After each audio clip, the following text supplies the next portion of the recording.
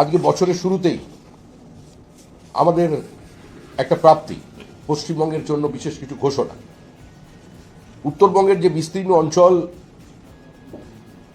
তাদের চিকিৎসা প্রয়োজনে দক্ষিণ ভারতে যান বা তার কানেক্টিভিটিকে আরও শক্তিশালী করার লক্ষ্যে যখন রাজ্য সরকার অত্যন্ত দায়িত্ব নিয়ে গোটা উত্তরবঙ্গে রাজ্য বাস পরিবহন যে ব্যবস্থা, সরকারি বাসগুলোকে ধ্বংস করে ফেলেছে, ঠিক তার মধ্যে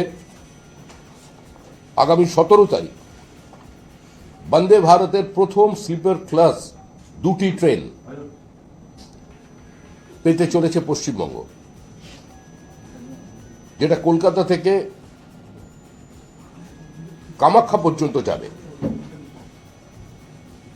এবং 6টি অমৃত ভারত এক্সপ্রেস। যে অমৃত ভারত এক্সপ্রেস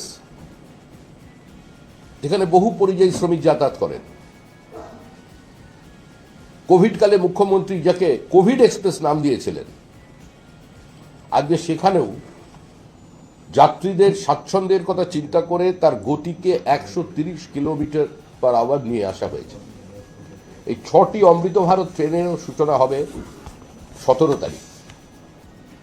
মালদা থেকে ফ্ল্যাগ অফ করবেন কামাখ্যার উদ্দেশ্যে যে ট্রেনটি যাবে আমাদের দেশের প্রধানমন্ত্রী নরেন্দ্র মোদী, এবং তারপরে তিনি একটি জনসভায় দুপুরবেলায় অংশগ্রহণ করবেন। সেই জনসভায় থেকে তিনি মানুষকে সম্বোধন করবেন। 17 তারিখ আমি আবার বলছি যে নর্থ বেঙ্গলের সঙ্গে থেকে বেঙ্গালুরু, এখানে বালুরঘাট, রায়গঞ্জ, আলিপুরদুয়ার, মালদা তার সঙ্গে সরাসরি সংযোগ স্থাপন হয়ে যাচ্ছে। এটা দীর্ঘদিনের উত্তরবঙ্গের বহু মানুষের দাবি। আমাদের যারা সাংসদ ছিলেন, ডক্টর জয়ন্ত রায়, কার্তিক চন্দ্র পাল, আমাদের মনোজ টিগ্গা, খগেন মুর্মু, তারাও প্রধানমন্ত্রীর সঙ্গে দেখা করেছেন, বারবার রেলমন্ত্রীর সঙ্গে দেখা করেছেন। আমরা যারা দুই কক্ষে আছি আমরাও বলেছি যে উত্তরবঙ্গ দীর্ঘদিন অবহেলিত রাজ্য সরকারের কারণে, এবং উত্তরবঙ্গের এই যে ভৌগোলিক অবস্থান, সেখানে এত পেশেন্টকে বিভিন্ন জায়গায় নিয়ে যাওয়ার জন্য কোনো পর্যাপ্ত ব্যবস্থা সেখানে নেই। তাদের বহু অংশ ট্রাভেল করে প্রথমে আসতে হয়, বাসে করে বা গাড়ি করে, সেটা অত্যন্ত ব্যয় সাপেক্ষ। তারপরে তারা মালদা থেকে তাদের কোনো ট্রেনে আসতে হয়, কিংবা আবার কলকাতায় আসতে হয়, সেখান থেকে দক্ষিণ ভারতের ট্রেন ধরতে হয়। তো সেই জায়গায় দাঁড়িয়ে নিঃসন্দেহে আজকে উত্তরবঙ্গের সঙ্গে সরাসরি দক্ষিণ ভারতের সংযোগ স্থাপন করছে আজকে এই অমৃত ভারত এক্সপ্রেস। এতে বহু মানুষ, প্রান্তিক মানুষ, সাধারণ মানুষ উপকৃত হবেন।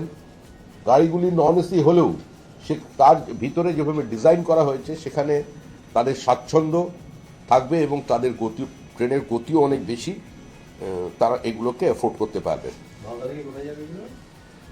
মালদা থেকে যেটা তিনি ফ্ল্যাগ অফ করবেন সেটা যাচ্ছে কামাখ্যায়, কলকাতা টু কামাখ্যা একটা বন্দে ভারত, এবং 6টা অমৃত ভারত। 6টা অমৃত ভারতের মধ্যে থেকে নর্থ বেঙ্গল থেকে মালদা থেকে বালুরঘাট, রায়গঞ্জ, আলিপুরদুয়ার, মালদা, এই সব জায়গা থেকে যে যাচ্ছেন 6টি অমৃত ভারতের ট্রেনে তিনি মালদা স্টেশন থেকে তিনি প্রথম ভার্চুয়ালি উদ্বোধন করবেন। একটা ট্রেন সেখানে দাঁড়িয়ে থাকবে, একটা কামাখ্যায় দাঁড়িয়ে থাকবে, বাদ বাকি ট্রেনগুলোকে তিনি ভার্চুয়ালি উদ্বোধন করে দেবেন। ফিজিক্যাল উদ্বোধন বলতে যা বোঝায় সেটা একটাই ট্রেন হবে, সেটা হচ্ছে সেটা মালদায় থাকবে, বেঙ্গালুরু।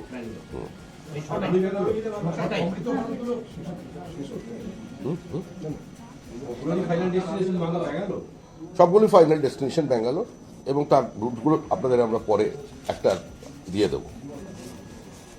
এছাড়া 18 তারিখে প্রথম দিন 8টা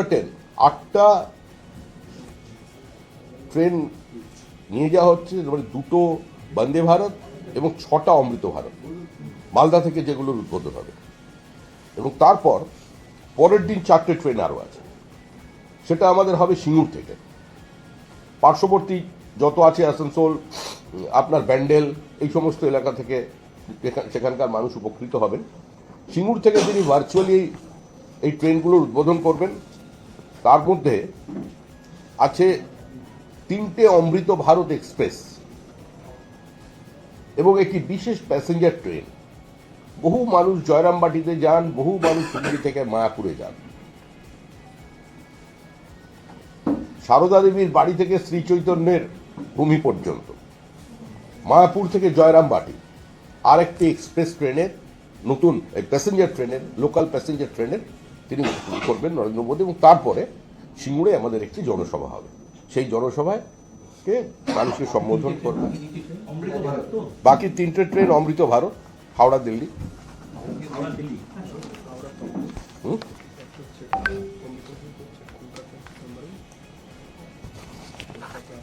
বাকি 3টে মায়াপুর থেকে জয়রামবাটি পর্যন্ত নতুন প্যাসেঞ্জার ট্রেন, কলকাতা থেকে মানে সাঁতরাগাছি টু তাম্বারাম অমৃত ভারত এক্সপ্রেস, কলকাতা মানে হাওড়া থেকে আনন্দবিহার টার্মিনাল অমৃত ভারত এক্সপ্রেস, শিয়ালদা থেকে বেনারস পর্যন্ত অমৃত ভারত এক্সপ্রেস। এই 3টে ট্রেনের সূচনা হবে 18 তারিখে। ভার্চুয়ালি প্রধানমন্ত্রী সিঙ্গুর থেকে সেটাকে করবেন। হ্যাঁ, 3টে ট্রেন নন এসি ট্রেন। আর প্রথম স্লিপার ক্লাস বন্দে ভারতের, যেটা কলকাতা থেকে কামাখ্যা মানে বাংলা থেকে আসাম, সেটা স্লিপার ক্লাসের ট্রেন। সেই ট্রেনটা এখান থেকে শুরু হবে। পুরো 12টি ট্রেনের উদ্বোধন করবেন আমাদের নতুন বছরই প্রধানমন্ত্রী। এই জন্য দলের পক্ষ থেকে আমরা এবং বিশেষ করে আমাদের যে কজন সাংসদ এই দাবি নিয়ে গিয়েছিলেন প্রধানমন্ত্রীর কাছে, তাদের পক্ষ থেকে প্রধানমন্ত্রীকে কাছে আমরা কৃতজ্ঞতা স্বীকার করছি, অভিনন্দন জানাচ্ছি। একই সঙ্গে আমাদের রেলমন্ত্রী অশ্বিনী বৈষ্ণবকে। এবং এর সঙ্গে এটা বলে রাখা প্রয়োজন যে 43টা রেলের প্রজেক্ট আজকে পশ্চিমবঙ্গে বন্ধ হয়ে আছে রাজ্য সরকারের অসহযোগিতার কারণে, রাজ্য সরকারের ভ্রান্ত জমি নীতির কারণে, জমি জটের কারণে। এবং এগুলোকে চালু করবার জন্য রাজ্য সরকারের পক্ষ থেকে যে আন্তরিকতার প্রয়োজন ছিল সেটা দেখা যায়নি। সেক্টর 5 থেকে হাওড়া স্টেশন মেট্রোয় সরাসরি পৌঁছে যাবার ব্যবস্থাটা বন্ধ আছে শুধুমাত্র রাজ্য সরকারের অসহযোগিতার কারণে। চিংড়িহাটার কাছে সামান্য কয়েক মিটারের যে সমস্যা, সেই সমস্যাটার সমাধান এখনো পর্যন্ত সরকার করে উঠতে পারেনি, বারবার বলা সত্ত্বেও। এছাড়া কানেক্টিভিটিকে বাড়ানোর জন্য, জীবনের গতি আনবার জন্য সারা ভারতবর্ষে যেভাবে আজকে কর্মযজ্ঞ চলেছে এবং পশ্চিমবঙ্গের পার্শ্ববর্তী রাজ্য ত্রিপুরা, আসামে যে ইনফ্রাস্ট্রাকচার ডেভেলপমেন্ট হয়েছে, যেটা যা দৃশ্যমানতায় আছে। উত্তর পূর্ব ভারতে এতদিন পর্যন্ত লুক ইস্ট পলিসি অনেকে কথা বলা হয়েছিল, কিন্তু এখন যে 7 সিস্টার্সকে নিয়েও সেখানেও যে কর্মযজ্ঞ শুরু হয়েছে, তো সেটাও আজকে পশ্চিমবঙ্গে দেখা যাচ্ছে না। যতক্ষণ পর্যন্ত এই সরকার আছে, কার্যত এখানে কোনো ধরনের পরিবর্তন করা এক প্রকার অসম্ভব হয়ে দাঁড়িয়েছে। ধন্যবাদ। তবে বন্দে ভারত যেটা স্লিপার, নন এসি নয় কিন্তু এসি। বন্দে ভারতের কথা বলিনি তো, আমরা অমৃত ভারতের কথা বলছি। হ্যাঁ, স্লিপার এসি অবশ্যই, বন্দে ভারত না, নন এসি হচ্ছে অমৃত ভারত। কিন্তু সেখানেও স্বাচ্ছন্দ্য বৃদ্ধি, সেখানেও চার্জিংয়ের ব্যবস্থা, ভেতরের ডিজাইন আগের কম্পার্টমেন্টের থেকে একটু অন্যরকম, যাতে কোনোভাবে গতি অনেক বেশি এবং শারীরিক স্বাচ্ছন্দ্য সেখানে বেশি থাকবে নন এসি হলেও। আমাদের ভিডিও ভালো লাগলে লাইক আর শেয়ার করুন, কমেন্ট সেকশনে গিয়ে জানান আপনাদের মতামত।